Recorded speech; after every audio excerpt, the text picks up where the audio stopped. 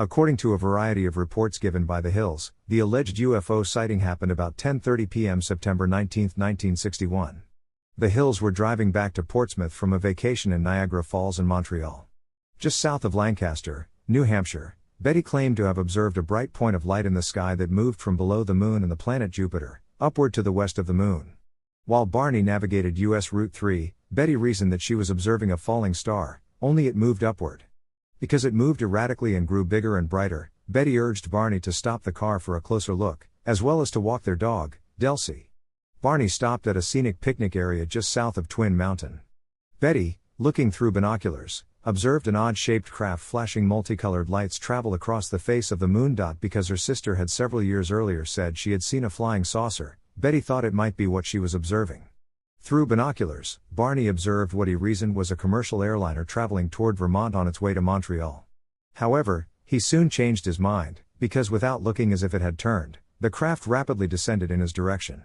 This observation caused Barney to realize, this object that was a plane was not a plane.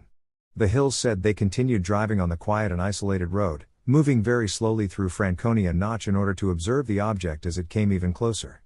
At one point, the object passed above a restaurant and signal tower on top of Cannon Mountain and came out near the Old Man of the Mountain.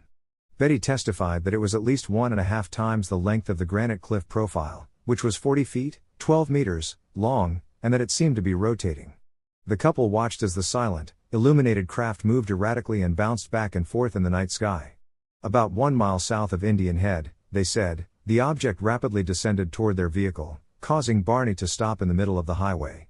The huge, silent craft hovered about 80 to 100 feet, 24 to 30 meters, above the Hills' 1957 Chevrolet Bel Air and filled the entire field of view in the windshield.